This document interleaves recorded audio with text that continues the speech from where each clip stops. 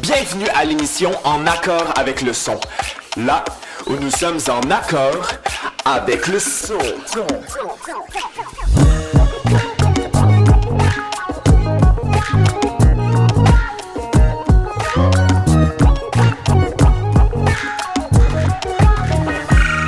L'artiste que j'ai la chance de recevoir aujourd'hui fait voyager sa musique, tout comme ses auditeurs et auditrices, par-delà les océans et les continents, nous octroyant des paysages auditifs mirifiques et envoûtants.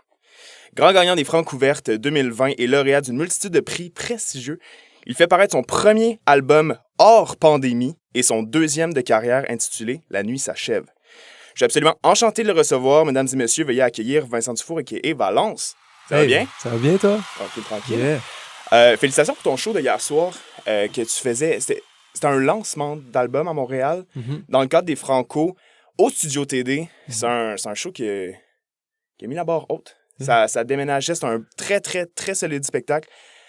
Comment t'as vécu ça, toi? Tu sais, du point de vue auditeur, moi, j'ai trouvé que c'était un show haut en couleur, mais je me demandais, tu sais, toi qui étais sur scène, comment t'as vécu ça?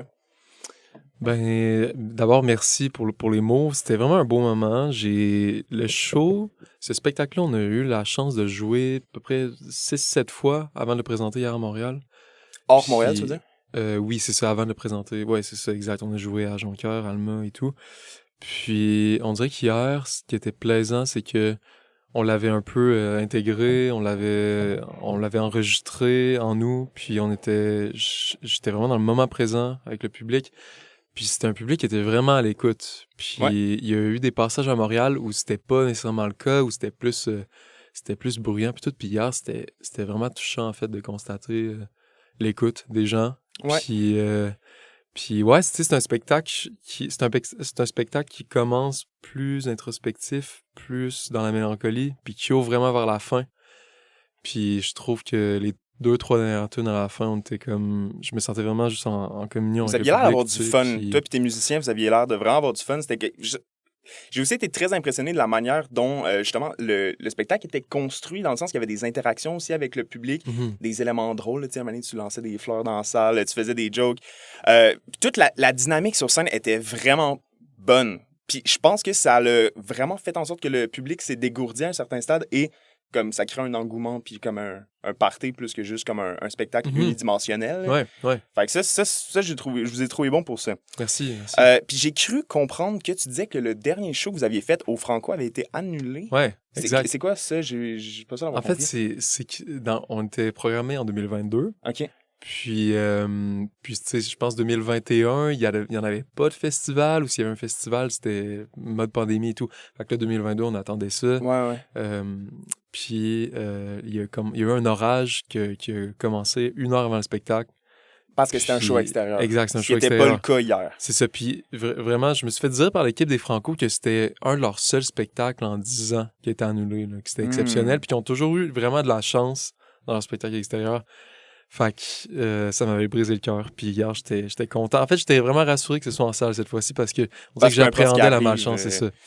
Fait que, ouais, j'étais full content que ça se passe finalement, puis on a ce rendez-vous-là. Ouais, c'était une super belle soirée, Merci, sincèrement. merci. Comme on a mentionné dans l'introduction, tu as fait paraître ton album La nuit s'achève cette année. Puis, j'ai lu que ça avait été composé dans une situation de fatigue extrême. Je me demandais si tu pouvais me parler un peu de, justement, quel était le but de l'exercice, puis pourquoi? Pourquoi avoir fait ça? En fait, l'écriture surtout. La composition, ça s'est fait de jour, de soir, indépendamment, mais l'écriture, ça s'est fait beaucoup la nuit. Puis c'était un peu en réponse à un blocage créatif que j'avais qui perdurait depuis une couple de mois parce que j'ai eu vraiment beaucoup de temps pour composer. Mon premier album, Palma, est sorti. Puis c'était en mode pandémie, fait que j'avais des spectacles, mais moins que j'aurais pu en avoir. Fait que j'étais vraiment à la maison. Assez vite, je me suis mis à composer pour La nuit s'achève rapidement. Puis l'écriture, on dirait que je vivais une relation spéciale, je vivais un moment, une espèce de bulle dans ma vie, puis j'ai l'impression que j'avais comme vraiment une distance envers ce que je vivais. J'étais pas encore capable de...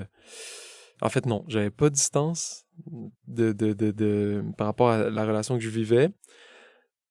Mais c'est Puis, de mettre les mots sur ces éléments-là, c'est ça? ben, d'écrire la nuit, la première fois que je l'ai faite, ça m'a comme amené à écrire un peu n'importe quoi, OK. puis d'avoir moins d'inhibition, puis il y avait des phrases qui sortaient, qui le lendemain, que je trouvais qui étaient évocatrices. C'était pas toujours bon, mais au moins j'avais quelque chose, tu sais. Je OK. pouvais après ça travailler la forme.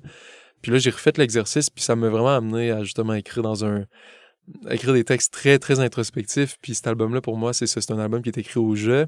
C'est un album où j'approche... c'est un album qui est vraiment centré sur des thèmes relationnels. Fait que cet exercice-là d'écrire vraiment tard sous l'effet de la fatigue, c'était un peu inspiré du Write Drunk, Edit Sober, c'est pareil qui était attribué à Hemingway. OK, ouais. C'est faux. C'est faux. Il écrivait pas sous. Mais pour moi, on dirait que c'est ça. Le fait d'être altéré, ça m'amenait des fois à avoir moins Mais genre, d'émotion. t'es 100% à jeun, t'es juste... Il faut que j'aille me coucher, mais tu te Oui. forces à comme ne pas y aller. Genre. Exact. Sais-tu... Ben là, j'ai la misère à comme concevoir exactement ce genre de situation-là. C'est-tu le moment où est-ce que, tu sais, quand t'es pas encore endormi, mais que c'est... Comme c'est pas complètement fluide dans la tête, puis tu sais pas si c'est un rêve, tu penses que c'est la réalité, mais c'est souvent un peu un rêve, genre. C'est un peu ce genre de situation-là dans laquelle tu voulais te mettre les pieds pour écrire. Ouais, exact. Puis ça s'est pas tout le temps fait dans cet état-là vraiment extrême. Des fois, c'était tard, genre. mais il y a eu 2-3 textes qui se sont faits dans cet état-là. Wow. Puis, mais tu sais, quand je dis ça a pas été écrit d'un trait, tu sais, il y a des mots, des phrases qui ont été sortis par cet état-là. Puis le lendemain, comme je te disais... Mais des fois, c'est des idées aussi. C'est ça, c'était des idées. Fait que la forme était pas là, mais il y avait un fond qui était là déjà. Je pouvais raffiner après. Puis, ça a comme...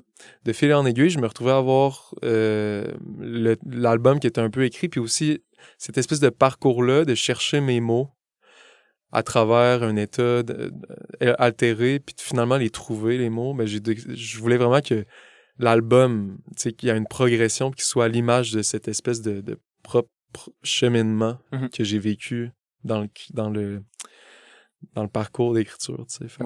Pour moi, cet album-là, La Nuit s'achève. Puis après ça, c'est ma façon de l'interpréter comme auditeur aujourd'hui. Quand je l'écoute, je sens quand même au début, dans Petit Singe, une confusion. Puis à l'étang des roseaux, puis penchant à la fin, il y a l'espèce de phrase « I'm in love » que je me disais « Je vais jamais écrire ça, je vais jamais chanter ça ». Puis à la fin de l'écriture de l'album, je me dis « je pense qu'il faut que je le chante parce que... » Genre, la personne, justement, qui est rendue décomplexée avec soi-même, qui est rendue dans son corps, en elle-même, va avoir la confiance de le dire sans avoir de regard sur soi-même. J'étais comme, c'est le plus beau... C'est ça, c'est comme à peu près genre le paroxysme de l'état dans lequel tu voulais être, genre. Parce que c'est juste, il n'y a plus de barrière, c'est juste qu'est-ce que je suis en ce moment. C'est ça, j'ai envie de le dire, je le dis. Puis c'est un peu ça penchant pour moi, tu sais. Puis, fait que c'est ça, c'est un peu à l'image de ce processus-là, dans le fond. Puis la musique, tu disais, elle, tu la fais pas de manière complètement trop fatiguée. Est-ce que la musique, tu la... En fait, je me demandais, parce que, tu sais, en band, tu sais, hier soir, justement, vous étiez 1, 2, 3, 4, 5 sur scène au total. Est-ce que tes musiciens collaborent dans la création du son ou ils collaborent également dans la création de l'arrangement, de la composition en tant que telle? En fait, comment ça se passe souvent, la plupart du temps, c'est que je fais des maquettes, je compose le squelette de la tune, mais aussi l'arrangement que tu imagines. Ouais, c'est ça, j'imagine l'arrangement, je m'en vais sur l'ordi puis assez rapidement avec Logic Pro puis des instruments virtuels, je peux programmer ce que j'ai en tête. Puis après ça, on arrive en studio, puis la plupart des musiciens qui jouent sur le disque, c'est les musiciens du live, puis il y a souvent des musiciennes invités qui vont se greffer au projet. Je me mets pas de contraintes par rapport à ça, on dirait que c'est comme des fois, je peux même avoir un moment dans un arrangement que je me dis « Oh, je sais pas quoi faire là, mais j'entends vraiment cette personne-là. Je pense que cette personne-là va être bonne pour trouver une idée. » Puis finalement, elle vient en session, on trouve une idée.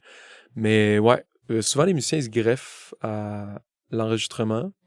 Puis, à partir des maquettes, ils vont proposer des idées, rebondir, s'les approprier, puis amener ça plus loin. Tu sais. C'est ça. Fait que, en fait, tu leur donnes tous les éléments, puis après ça, c'est comme une ébullition, puis... Exactement, oui. Puis ça crée justement la musique qui se retrouve sur l'album. Je comprends. Okay. On va y aller tout de suite avec un segment musical. On va commencer avec la pièce 11 qui, elle, figure sur l'album La Nuit s'achève. Personnellement, moi, c'est un coup de cœur. Ça a été la première tune que j'ai découvert de cet album-là parce que je pense que tu l'avais sorti, je sais même pas si c'était un EP ou c'était en single, peut-être même les deux. Là. Ouais, en single, ouais. Puis, fait que c'est ça, moi, ça a été ma première introduction à l'album. Coup de cœur absolu. Donc, on va écouter 11, puis Sophie, qui, elle, fait partie de ton premier EP. On a oublié de le mentionner, mais c'est ton premier EP qui est sorti en 2019, Cristobal Cartel. Ouais. Fait que là, c'est drôle, ça va nous donner comme un peu une perspective entre le ancien Valence puis le Valence d'aujourd'hui. J'aimerais ça que tu me parles un peu de ces deux pièces-là. Qu'est-ce qu'on s'apprête à écouter? De quoi ça parle? Ben, je trouve ça intéressant que tu le vois de même, comme que tu vois justement, que tu veuilles présenter ça comme l'ancien puis le nouveau, les parce débuts que c'était ça que je trouve intéressant de proposer Sophie, parce que c'est une pièce, tu sais, ça fait partie d'un EP, mais pour moi, ça a cristallisé quelque chose, tu sais, ça a cristallisé ma propre confiance à écrire des chansons que j'aime comme auditeur, parce que je l'aime encore, cette pièce-là. Ça a aussi cristallisé un son. Puis aujourd'hui, 11, j'ai l'impression que ça va vraiment dans le même sens, mais c'est plus direct, ma voix. J'ai trouvé ma voix, ma voix est un peu moins traitée aussi, il y a moins de voix. Tu sais, c'est... Un petit Tu peu vois, plus t'écoutes épuré Sophie, quand ouais, c'est même, plus épuré. Sophie, pour moi, juste en termes de son, il y a 2, 3 voix tout le temps en même temps. Il y a beaucoup d'effets qui interviennent. Puis 11, la voix est comme assez frontale. Il y a moins d'effets. Tout est plus direct, en fait, plus canalisé, j'ai l'impression. Mais en même temps, le côté full éthéré puis onirique de Sophie, c'est quand même quelque chose que on dirait que je perdrai jamais. Même quand j'essaie de faire des trucs vraiment secs ou vraiment plus directs, il y a toujours cette espèce de touche-là. Fait que, pour moi, c'est vraiment un cheminement. En fait, ces deux chansons-là, ça expose très bien, je trouve, mon propre cheminement. Ouais, puis, 100%. Bon, ouais. ben super, on s'en va écouter ça. Donc, 11 de l'EP, l'album, pardon, La Nuit s'achève, puis Sophie du EP, Cristobal Cartel. Bonne écoute. On est de retour, je suis présentement en studio avec Valence. On vient d'écouter les pièces 11 et Sophie. Toi, Vincent, t'es un gars de Québec, born and raised, si je ne m'abuse. De quelle manière, en fait, la musique t'a été introduite dans ta vie? Qu'est-ce qui a été les premiers balbutiements de la musique pour toi? En fait, je pense que le plus loin que je me rappelle, c'est d'entendre Vangelis de mon père puis ma mère qui faisaient jouer ça pour que je m'endorme. Puis il y a des mélodies qui me sont restées en tête, puis on dirait qu'ils sont maintenant intégrées en moi, puis c'est ça, je pense que mes parents ils utilisaient ça beaucoup pour m'endormir, la musique, puis mon père c'est un mélomane, c'est quelqu'un qui a vraiment vécu les années 70, puis le prog, fait que... D'où l'influence un peu dans ton son Ouais, aussi, c'est ça j'imagine. quand même, tu sais. Puis j'ai pas de temps à écouter de prog, j'ai une petite passe, mais le fait, mettons, que mon père en a écouté beaucoup de Genesis, puis bon, beaucoup de Daniel Bélanger aussi dans le francophone. C'est pour eux, c'était Rêver mieux, c'était leur album, puis ça jouait tout le temps, tu sais. Daniel Lanois, aussi Martin Léon, Les Atomes. Ils ont écouté beaucoup de musique, puis je sais pas, je pense que mes plus beaux moments, mettons, d'harmonie quand j'étais jeune, avant de devenir adolescent même, c'était ces moments-là. Puis après ça, quand je suis devenu ado, même un peu plus jeune, ben, tu sais, le moment que j'attendais dans les journées, c'était de prendre le bus, puis de mettre mon MP3, puis d'écouter les tunes. Genre le moment de relaxation, puis juste tout le temps, les moments de transport, tu sais, aller faire du vélo avec la musique, j'avais tout le temps la musique dans les oreilles. Aujourd'hui, c'est la même affaire, j'ai toujours la musique, puis quand je travaillais, je me souviens quand je travaillais, mettons, j'ai fait un genre de 2-3 ans à travailler dans une boulangerie en faisant de la musique encore au début de Valence avant de pouvoir en vivre comme aujourd'hui. Puis c'était encore j'attendais ma pause juste pour ça, tu sais, genre on dirait que je suis toujours en train d'écouter la musique, fait que depuis le début, depuis Vangelis, c'est crampant, tu sais, ce compositeur grec qu'on salue maintenant qui est au ciel. Ça m'a toujours habité. Puis, ouais, il y a des moments, aujourd'hui, le fait d'en faire un métier, tu vois, le fait ça reste encore un loisir, puis il y a des moments où je me questionne sur les seuls moments où j'ai vraiment en question par rapport à la musique, c'est par rapport à, mettons, peut-être le côté plus carrière, puis le côté... Tu veux dire comme long terme, la viabilité de ça, c'est ça que tu veux dire? Ouais, des fois. Je pense Ok. que oui, ça m'habite des fois, parce que je veux pas...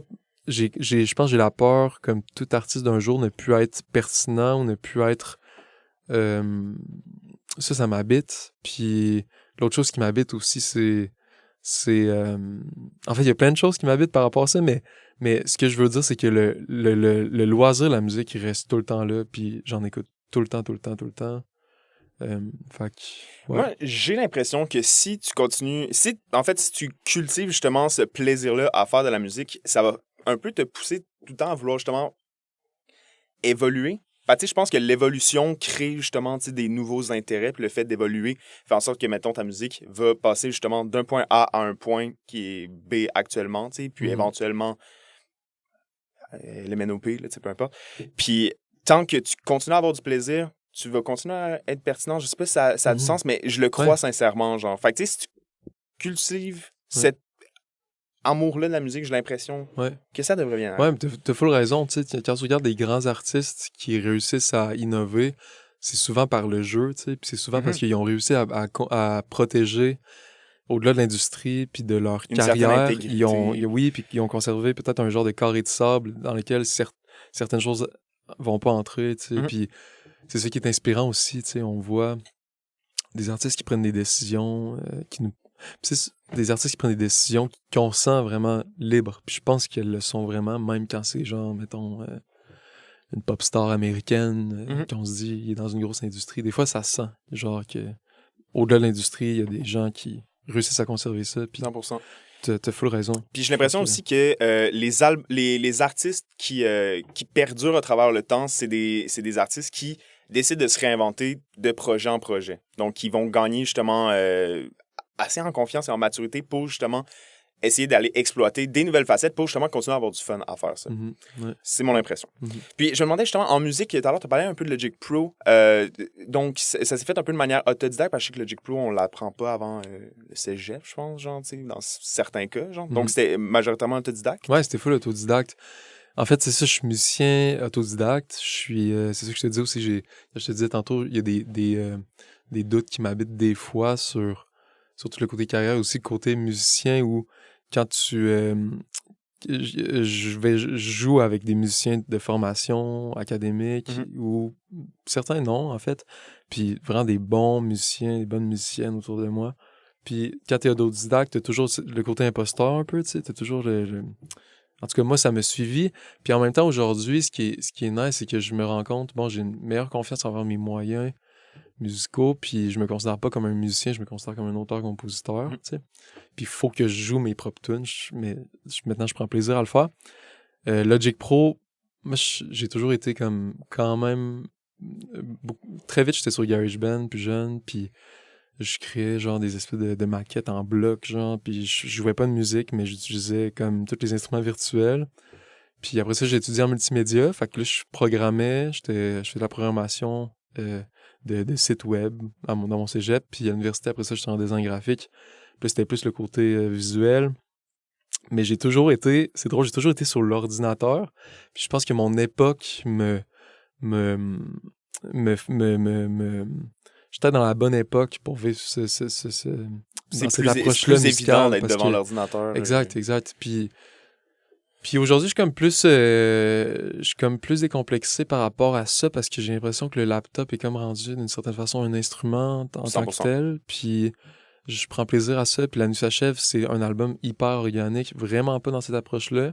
Moi, je travaille des trucs plus sur l'ordi, mais de ce temps-ci, mais tu sais, peu importe, mettons, le son de l'album, le fait que j'aille une certaine connaissance du logiciel, que je puisse explorer par moi-même avant d'arriver en studio, avant d'arriver devant d'autres collaborateurs, collaboratrices, ça me permet justement de, je sais pas, juste brasser les idées, puis de pas rien figer avant de moi-même vraiment aimer, mettons, la Puis de proposition pas de la être maquette. non plus restreint de par, mettons, un simple instrument. Tu sais, par exemple, Ouais. si tu joues de la guitare, Ouais. ben, tu vas avoir tes accords, peut-être quelques mélodies, mais tu sais, si t'as pas les connaissances d'un certain logiciel comme Logic Pro, tu peux pas nécessairement genre programmer certains types de drums. Puis là, après ça, t'as moins le contrôle quand justement t'envoies la maquette à tes musiciens-musiciennes. Fait que tu sais, c'est sûr, c'est un outil. C'est vraiment, c'est un outil. C'est un très fort outil. Ouais. Puis parlant justement de bons musiciens et musiciennes, on peut pas passer à côté du fait que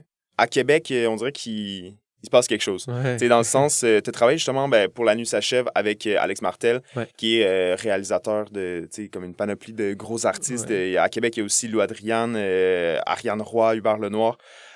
Puis je me demandais, je vois tous ces musiciennes-là qui viennent de Québec, puis je me demande, est-ce qu'il y a comme un sens de communauté derrière ça ou, genre dans le sens, connais-tu ces personnes-là? As-tu grandi un peu avec eux? Non, avec Alexandre Martel, en fait, le premier disque qu'il a réalisé, c'était l'album de mon groupe de cégep. Qui s'appelait comment ton groupe de cégep? Ça s'appelait Medora. OK. Puis c'était le premier disque qu'Alex réalisait, puis on gravitait autour du Pantoum, puis lui, il commençait à réaliser des disques au Pantoum. Fait que je te dirais que lui, on a un lien quand même de peut-être 6-7 années, mais c'est pas un ami proche nécessairement. C'est plus comme quelqu'un que j'ai toujours un peu croisé, avec qui j'avais des bons liens et tout. Puis Lou puis Harry, ben, je les ai connus plus récemment, là, peut-être 4-5 ans. On a fait une résidence, 4 ans. Mais en fait, bon, il y a Lou puis Harry qui se connaissent depuis fort longtemps et tout.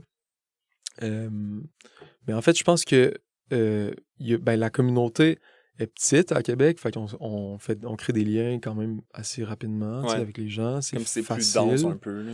Ouais, exact. Mais je pense que parce que la raison aussi pourquoi à Québec en ce moment, il y a beaucoup d'artistes qui...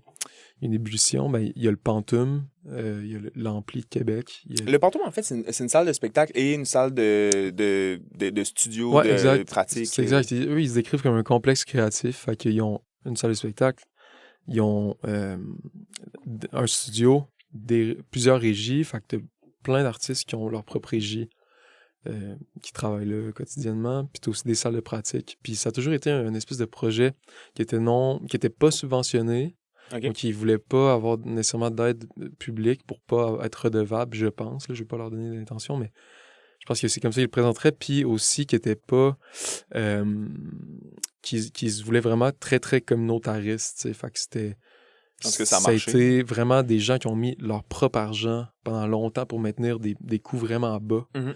Puis moi, mettons, comme musicien, je suis arrivé là en 2014, puis... j'ai rencontré justement plein de gens avec plus de savoir que moi, des genres de mentors, puis du monde qui se débrouillait vraiment avec peu d'outils. Ça a été super inspirant, puis ça m'a aidé à me développer parce que j'avais accès à un studio vraiment pas cher, comparé à Montréal, comparé même à Québec à d'autres prix. Fait que c'est ça. Aujourd'hui, c'est super touchant, c'est rendu, je dirais peut-être plus organisé, puis c'est rendu plus gros. Puis je pense que là, il commence à être vraiment reconnu. Mais tous les artistes comme Ariane, Hubert, Lou, ils ont tous gravité autour de ça, tu sais. Mais je pense qu'il y a aussi le fait qu'on a quand même... on a eu des loyers vraiment pas chers pendant longtemps. Puis, nécessairement, il y a moins d'activités culturelles. Fait que peut-être plus de temps. Fait que quand tu commences comme artiste, mettons... Moi, j'ai pas souvent ressenti le FOMO à Québec, tu sais. Tandis que quand je viens à Montréal, il y a plein de choses à faire, puis j'ai envie d'être partout, j'ai envie de voir du monde. Ce que tu disais, Puis, je pense qu'à Québec, ce qui me plaît, c'est le côté vraiment casanier, tu sais. Le fait que, genre, je peux rester une semaine chez nous à travailler chaque soir, puis jamais sentir l'espèce de FOMO. Fait que... Pour vrai, je pense que ça joue. Peut-être dans balance. C'est la première fois que j'entends cette théorie-là. Puis le pire, c'est qu'on dirait que ça résonne comme quelque chose de possible. Ben, en fait, je pense que c'est ça, c'est le temps puis l'argent. Le fait que tu puisses... T'es pas obligé de travailler trop. Si tu veux, mettons, faire de l'art ou de la musique, tu peux faire, mettons... Moi, je faisais 3 chiffres semaine, puis j'étais capable de vivre vraiment convenablement, mettons. Puis de payer mon loyer. Là, aujourd'hui, ce serait plus le cas, mettons, mais c'était ça pendant mes 3 premières années de Valence. Puis je pense que ça m'a permis vraiment de mettre du temps sur le projet, puis de... Fait que, avoir le temps de faire ta musique. Puis, rapidement, j'ai une dernière question par rapport au spectacle de hier. T'as dit quelque chose que j'ai trouvé comme Intéressant. Puis la question m'est survenue justement hier. Puis là, je savais qu'il y avait l'entrevue. Fait que là, tu sais, j'étais comme en mode repérage, questions Ouais. potentielles, machin.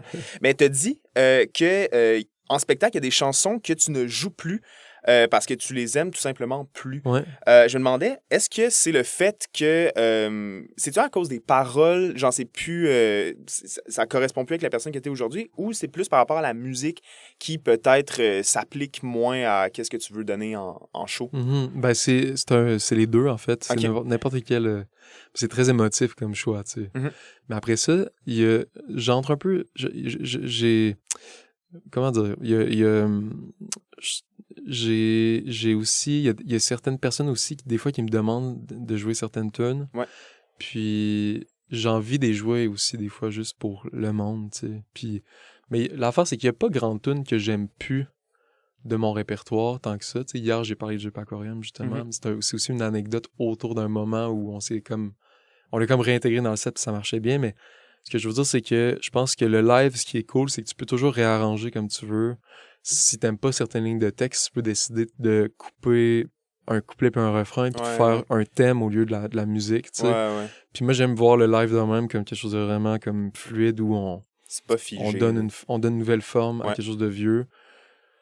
Puis, Quelque chose de pertinent à faire aussi, je trouve. ouais. Ça donne une belle vitrine sur, encore une fois, l'évolution d'un artiste aussi, genre. Ouais, tout à fait, exact. Puis je pense que on a besoin de faire ça aussi pour avoir du fun en tant que tel, pour Évidemment. genre ne pas toujours répéter la même cassette, de se surprendre encore dans des tunes. Fait que, ouais. Mais après ça, je trouve qu'il y a vraiment une belle question artistique autour de je sais pas, les artistes qui s'empêchent de jouer des hits parce que ils aiment plus les tunes. Mhm. Puis au contraire, des artistes qui donnent vraiment au public, tu sais, on dirait que c'est comme... Je sais jamais où me positionner, mais je sais que pour moi, le live, c'est vraiment une expérience de partage, tu sais. Ouais. Puis ce que je cherche le plus, c'est toujours la communion avec le public. Puis j'ai jamais tant été dans l'espèce de lignée de genre de jouer puis regarder ses pieds, tu sais. Pour moi, il y a comme vraiment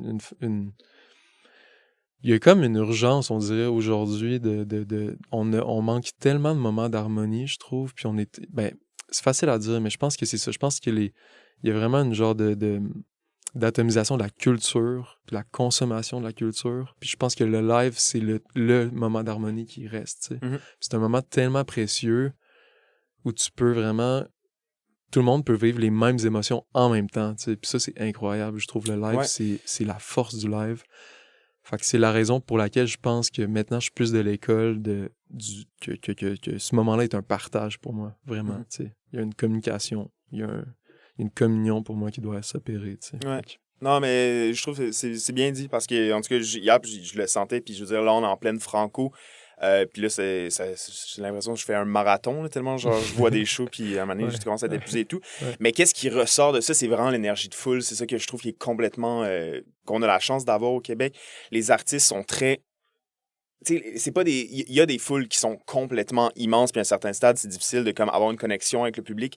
Je dis pas que ça n'arrive pas, mais je dis qu'il y a des scènes, il y a des spectacles, puis la communion, justement, comme tu dis, avec la foule est tellement présente Mm. et ça fait sentir vivant. Je sais pas Uh-huh, comment le dire uh-huh. autrement, mais Ouais. il y a de quoi, ça vibre, c'est tellement bon. Ouais, c'est vrai. Puis je trouve qu'en ce moment, il y a vraiment une générosité dans les offres de spectacles de musique québécoise, je trouve. Il y a comme... On dirait que... Je sais pas ce qui s'est passé, je sais pas si c'est parce que je suis trop dedans, mais j'ai l'impression qu'il y a vraiment... la plupart des artistes ont vraiment conscience de cette espèce de potentiel-là de communion, Mhm. genre, puis comme... Il Les faut le gens faire, faut aller réfléchissent peut-être chercher. plus à la mise en scène qu'avant, je pense, tu sais, comme mettons, le début des années 2000, c'était comme très indie rock, genre... peut-être d'une école plus straightforward. On fait la musique, puis... J'aime autant ça, honnêtement. Genre, comme ouais. spectateur, tu sais, je suis énorme fan des Strokes, de cette lignée de band-là. Mais c'est le fun quand il y a une direction artistique, puis qu'il y a quelque chose, il y a comme un scénario, entre guillemets, qui est comme écrit derrière le spectacle, qui fait en sorte que tu, en tant que spectateur, tu ne te tannes pas, genre. T'as pas d'épuisement, t'as pas de saturation, c'est juste, il y a tout le temps quelque chose de nouveau qui rend la performance toujours aussi stimulant. Genre. Ouais, Ça, c'est formidable. tout à fait, ouais. Avant l'entrevue, tu m'as fait part de 2 pièces inspiration Mhm. de deux formidables artistes. On a une pièce de Jean-Pierre Ferland, donc la pièce Mon ami JC, et une pièce de Serge Reggiani, Fleur de ménage. Je me demandais, pourquoi as-tu choisi de me présenter ces pièces-là? En fait, Jean-Pierre Ferland, ben là, c'est dans le contexte actuel, un peu... ben, c'est un artiste qui m'a influencé beaucoup pour les textes, je pense, pour la liberté, surtout cet album-là, Soleil. Cette chanson-là, la première fois que je l'ai entendue, on dirait que je n'étais pas prêt à recevoir un texte aussi libre que ça, tu sais. Mhm. Puis, il y a un ton tellement ludique, puis je sais pas, j'adore ce texte-là, j'adore cette tune-là. Puis Reggiani, un peu la même... C'est Moustaki, en fait, Georges Moustaki qui a écrit cette chanson-là. OK. Mais moi, je suis un gros fan de l'interprétation de Serge Reggiani. C'est un comédien qui, je trouve, livre le texte d'une façon vraiment incarnée. Cette tune-là, Fleur des Ménages, j'ai jamais trop compris qu'est-ce que ça disait exactement. Mais c'est chaque ligne me touche full. Puis Dans la manière musique que c'est aussi. dit, c'est... Ouais, c'est ça, c'est tellement incarné, puis je pense que l'arrangement aussi de beaucoup de ces tunes me font vraiment triper. Il y a comme quelque chose de... Il y a vraiment quelque chose de l'ordre, genre il y a vraiment quelque chose de juvénile, puis comme de naïf dans les arrangements. On va entendre au début l'espèce de petite mélodie. Ça me fait triper, ce genre de petit côté français-là. Bon enfant, genre, j'aime full ça. Fait que, voilà. Super. Bon, on s'en va écouter ça de ce pas. Donc, Mon ami JC de Jean-Pierre Ferland et Fleur de ménage de Serge Reggiani. Bonne écoute. On est de retour. On vient d'écouter la pièce Mon ami JC de Jean-Pierre Ferland et Fleur de ménage de Serge Reggiani. Je suis avec Valence en studio en ce moment. Et puis, j'ai demandé aux internautes via ma page Instagram que les internautes, en fait, posent des questions à toi, Vincent. Et puis c'est ça. Si vous voulez participer, allez sur la page, puis... vous pourrez participer lors de la prochaine entrevue, mais on va y aller tout de suite avec les questions qui vont ainsi. Première question, de quelle manière l'Europe t'a inspiré? Oh! C'est bon. C'est OK. Ben, en fait, c'est drôle. J'étais jamais allé en Europe avant il y a 2 ans. Puis, je suis allé la première fois pour une résidence en France, puis je suis retourné il y a une couple de mois pour une résidence d'écriture solo au Centre Les Récollets, qui était formidable. C'est pour l'album La Nuit s'achève. Non, après ça, en fait. Okay. C'est ça qui est drôle. Mais, bon, il y a des références à la France, justement, puis mon projet s'appelle Valence. Fait que, bon, il y a plein de références, mais on dirait que c'est des trucs que je me suis rendu compte sur le tard, après avoir écrit l'album. C'était pas tant conscient, mais je sais que ce que je voulais dans l'album, c'est que je te parlais tantôt qu'il y avait une espèce de... Je voulais qu'on sente une progression, un genre de cheminement des états d'âme, de mes états d'âme dans l'album, tu sais. Puis la distance de continent, justement, a comme servi aussi à ça dans l'album. Depuis Marseille, je parle de des fuseaux qui sont pas nécessairement alignés et tout. Dans quelle tune? Je me souviens plus, là. Ça vient pas direct, mais fait que la distance de continent, ça, je trouvais que c'était une image qui était bonne pour exprimer l'espèce de clash entre peut-être moi puis la personne de qui je fais référence dans les chansons, puis l'espèce de non-alignement dans le fond. Fait que tout simplement pour ça que des références à l'Europe, mais aussi, en fait, je parle de ça, mais aussi, il y a aussi, on parlait de musique française avec Reggiani. J'ai écouté vraiment beaucoup de compositeurs de musique de films français de l'époque Nouvelle Vague, Georges Delerue, que j'ai découvert, qui a fait la musique du film Le Mépris.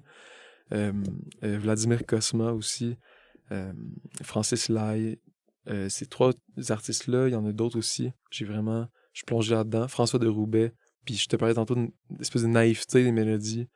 C'est des kings de ça. C'est vraiment genre des espèces de petites trames bon enfant. Puis très romantique aussi des fois. Mais c'est justement ça que j'allais dire. Je trouve dans ce genre de sonorité-là, je trouve qu'on entend beaucoup de la musique d'influence classique, romantique. Parce que, tu sais, mettons, dans la période classique, puis même encore dans le baroque qui se trouvait être même avant, c'est beaucoup genre des lignes qui sont très découpées, puis des motifs qui sont très engagés, j'aurais tendance à dire. Genre, tu sais, des thèmes qui sont très présents. Genre, tu sais, c'est comme des sifflements d'oiseaux. Là. Tu sais, c'est une mélodie, puis tu l'as vraiment dans ta face. Puis justement, qu'est-ce que tu parles avec Serge Reggiani? Je trouve que ça se peut que ce soit l'influence, justement, de la musique européenne, la musique savante qu'il y avait, justement, dans les années... ouais, ça se peut. Genre de 1600 à 1950. Là. Un Ouais. petit peu moins en 1900, là, parce que c'est viré un peu fou, mais... Ouais, tout à fait, c'est une bonne, Ça, bonne mais hypothèse. genre, je me dis, ça peut peut-être être ça. Ouais, peut-être, ouais. Puis juste, je me demande, la pochette, la photo, elle a-tu été prise en Europe? Non, elle a été prise à New York. Ah, OK. Mais c'est grand pas parce que c'est un Chinatown. Ouais, mais c'est ça. Puis il y a des gens qui pensaient que c'était à Montréal, mais Elisabeth, ma copine, qui a justement pris les photos pour la campagne, on a filmé à la fois à Paris puis à New York, dans les spots les plus clichés puis les plus, on dirait, peut-être touristiques même des fois. Puis c'est ça. En fait, je parlais de l'espèce de distance de continent, mais dans les clips, pour vrai, Emmanuel, c'est New York et Paris. OK. Penchant, c'est à New York, à Central Park. Fait que, ouais, il y a ces espèces de clichés-là que je trouvais drôles. Puis tant qu'à être à Paris, on était comme... Ben ouais. Pourquoi ne pas filmer. exploiter le paysage Exact. qu'on a devant nous? Deuxième question.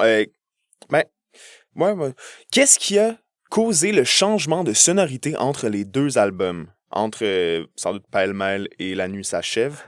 Je laisse répondre à ça. Ouais, ok, bonne question. Ben, je pense que, en fait, plusieurs choses. Il y avait ma volonté de proposer un son. En fait, c'est juste l'évolution. Mais il y a aussi le fait que j'ai vraiment travaillé différemment pour La nuit s'achève. Il y a eu plus de périodes de compo, d'arrangement solo. Puis après ça, je suis arrivé en studio de façon peut-être plus près. Puis je voulais faire un album plus dans la tradition studio où genre on entend un band jouer. Il y a certaines vulnérabilités, certains défauts qui ressortent des fois. Pas défauts, mais des fois des petites erreurs qui deviennent un peu des bonbons. Mhm. Puis, il y a vraiment moins de post-prod, vraiment moins d'intervention après sur les takes. Fait que c'est vraiment, c'est moins un album d'ordi, c'est vraiment un album plus organique, plus live. Fait que ça, clairement, ça crée un autre son parce qu'on a joué avec plus de contraintes. J'avais moins envie de retoucher certains trucs. J'étais comme, ça, je veux l'assumer. Ça, j'ai envie de montrer cette vulnérabilité-là. Puis ça crée un son différent de Pêle-mêle, qui était plus justement dans l'intervention, qui était plus un album d'ordi aussi, tu sais. Donc, ouais, ces choses-là ont toutes influencé. Mis à part les roses, quelle est ta fleur préférée? Bonne question. Oh mais est-ce que d'emblée, c'est les roses ta fleur préférée? Parce que hier soir dans le spectacle, t'en lançais dans la foule. Ouais. Sur la pochette d'album, c'est encore des roses. Ouais. Y a-tu... Ou sinon, ça peut être quelle est ta couleur préférée de rose? Là, je sais pas, je pense qu'il y a les marguerites. C'est peut-être ma fleur préf. En tout cas, plus jeune, c'était ça. Aujourd'hui, je sais pas, mais j'aime plein d'affaires. C'est juste que je connais pas les noms. Ouais. Mais je trouve la marguerite, il y a un peu encore une fois, cette genre de naïveté-là dans une plante qui pousse partout, genre. Ouais, fait que, non, je trouve que c'est une bonne réponse. As-tu une anecdote de spectacle inoubliable? C'est sûr, j'en ai. Faut que j'y réfléchisse un peu. Ou peut-être que c'était hier même. T'sais. Hier, ouais. Hier, c'est somme toute inoubliable. Ah, merci, t'es fin. Un beau lancement d'album comme ça, là. Merci, t'es fin, ça me touche, merci beaucoup. Ben, j'ai tellement des moments inoubliables, mais je pense que les moments que j'oublie jamais, c'est les pires moments. Qu'est-ce que c'est ça? Genre, les gigs les plus difficiles, je pense que c'est le fun, parce que de plus en plus, on devient meilleur, puis on a des gigs, justement, on a de la communion avec le public, puis on sort de là comme sur une belle énergie. Mais je pense que je vais toujours me souvenir de, mettons, je te parlais de mon band de cégep tantôt, ouais. C'est un peu avec eux que j'ai fait mes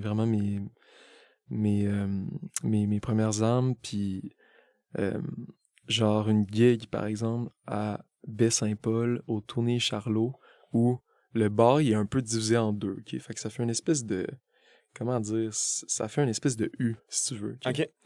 Puis, on n'était pas très bons, là. On commençait. C'est le début. On jouait fort, là. On imposait notre son, puis on jouait toujours dans des contextes qui étaient pas attendus, où on n'était pas attendus. Genre des auberges à Malbaie, des gens où les gens se détendaient, mais nous, on arrivait avec du gros, genre vraiment de l'amplification forte, tu sais.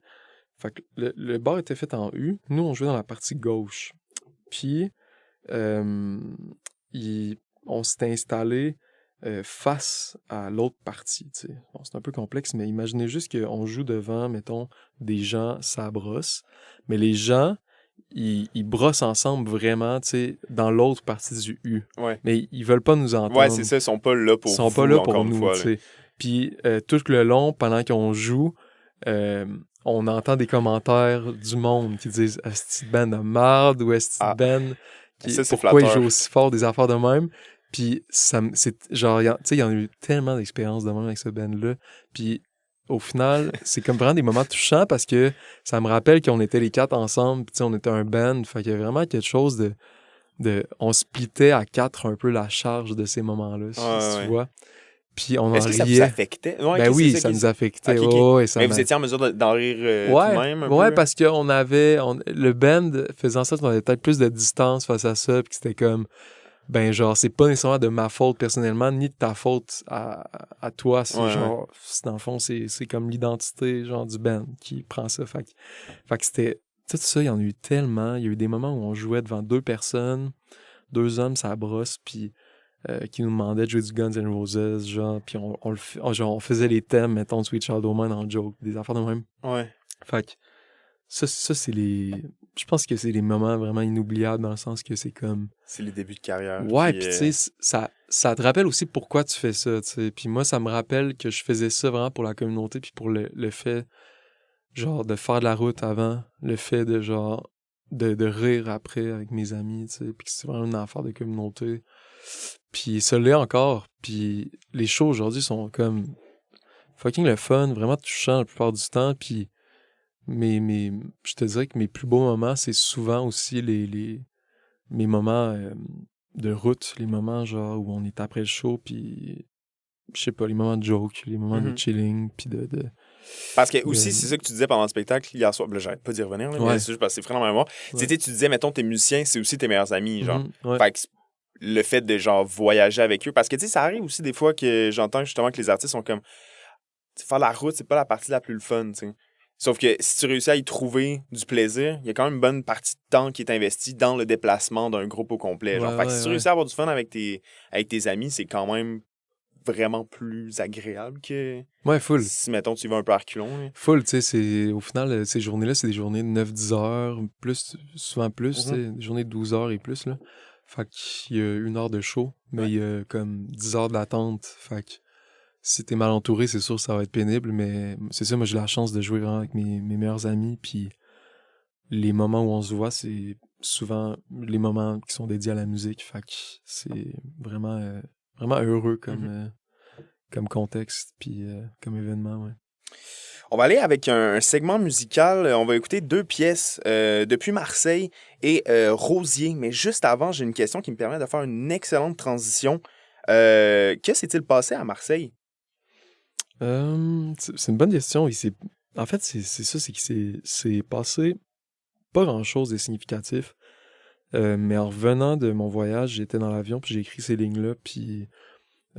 ça avait du sens pour moi. Puis tu sais, je te disais tantôt que j'écrivais beaucoup de choses qui n'avaient pas de sens nécessairement, puis qu'après, justement, je redonnais un sens à ça. Ben, au final, je regarde ce moment-là à Marseille comme un peu un moment où j'étais vraiment en distance par rapport à moi-même, puis je te parlais tantôt, j'étais comme dans un contexte relationnel vraiment difficile. Ben, quand j'écris ces lignes-là, pour moi, c'était pas en réponse à un événement précis, mais c'était par rapport à un état qui m'habitait. Puis aujourd'hui, c'est ce que je perçois. J'y perçois du sens que je j'étais pas en mesure de voir, mettons, avant. Ouais, je comprends. La réponse est poche, mais il s'est pas passé grand-chose. Bon, ça va écouter ça. Ben, en tout cas, ça a fait en sorte quand même que ça a créé une bonne toune, tu sais, au final. Puis, merci. Ben, encore une fois, tu sais, mettons, sur l'album La Nuit s'achève, j'ai l'impression que c'est quand même, encore une fois, vraiment un moment fort en termes de courbe d'intensité à travers l'album, somme toute. Donc, on s'en va écouter ça. Et puis, il y a aussi Rosier qui, elle, est tout droit sortie de ton 2e album, Pêle-mêle. Donc, encore une fois, ça met en perspective. On aime ça comme ça. Donc, depuis Marseille et Rosier, bonne écoute. Yeah! On est de retour, on vient d'écouter la pièce depuis Marseille et Rosier Valence, un immense merci d'avoir été avec moi aujourd'hui, je l'apprécie sincèrement. Puis je me demandais quels sont tes objectifs pour la suite des choses, pour la suite de l'année, pour la suite de tes projets. Parle-moi de ça. Ben, en ce moment, je suis retourné vraiment vite en composition, puis là, je suis habité en ce moment par l'urgence de la création, puis de l'écriture, la compo. Fait que, comme je te disais tantôt, j'explore full sur l'ordi, j'explore des nouveaux trucs. Je sors vraiment de ma zone de confort en ce moment, puis j'essaie d'innover personnellement, d'aller ailleurs. Fait que je te dirais que je suis en recherche en ce moment, puis j'ai envie de plonger vite dans la musique, dans un nouvel album. Je sais pas combien de temps ça va prendre, ça prend tout le temps comme plus de temps que je voudrais, mais en même temps, il faut que je prenne mon temps, faut que je me permette aussi d'explorer peut-être plus longuement que je le ferais par réflexe, mettons. Fait que je suis là-dedans en ce moment. Puis, cool. Sinon, t'es aussi pas mal en spectacle. T'as le 6 juillet à la Noce, 10 juillet au Festival d'été de Québec, le 20 juillet à Baie-Saint-Paul, le 10 au Festival des Collines Mégantiques. Donc, on le comprend, c'est la saison des festivals. Quelles sont tes appréhensions pour tous ces spectacles-là? J'imagine c'est quand même une belle période de l'année, j'imagine. Vraiment. C'est vraiment... En fait, c'est malade, les étés, quand tu fais de la musique, puis tu peux... De pouvoir jouer dans des festivals, puis de pouvoir être accueilli aussi. C'est des festivals locaux, tu sais, pour la plupart. Puis même, tu sais, Baie-Saint-Paul, la Noce, on peut penser à que c'est des festivals plus... Bon, c'est plus artisanal, entre parenthèses, ça l'est plus. C'est rendu des gros festivals, mais ça n'a pas perdu de leur âme pantoute, tu sais. Puis les FAQ aussi. Genre, comme artiste, t'es tellement bien accueilli. Puis c'est des moments où tout le monde est bien, confortable, des moments d'harmonie complètement débiles. Puis j'ai juste vraiment hâte à tous ces shows-là, en fait. L'énergie en festival, en tant que public, est aussi très, très électrisante. Donc, ça se projette aussi sur l'artiste. Donc... c'est du donnant-donnant, tiens. Donc, pour te suivre, les meilleures méthodes, j'imagine, c'est Instagram, Facebook, compagnie. T'as-tu TikTok? Je sais pas. J'ai pas TikTok. En fait, je pense que je l'ai, mais je poste rien. Est-ce que je devrais poster? Là? Je me questionne. Mais... on sait jamais vraiment, mais en tout cas, le lien de tout ça est dans la description, donc allez cliquer là-dessus. Je m'appelle Joël, vous écoutez En accord avec le son. Pardon, je sais pas pourquoi j'ai bugué dans le nom de l'émission, je le dis à peu près 1000 fois par année. J'étais avec Vincent Dufour. Valence, un grand merci encore une fois d'avoir été avec moi. Merci aux personnes qui écoutent l'émission, je l'apprécie sincèrement. Donc, on se voit dans 2 semaines. Merci Joël, c'est un plaisir, vraiment. Merci beaucoup, ciao. Merci.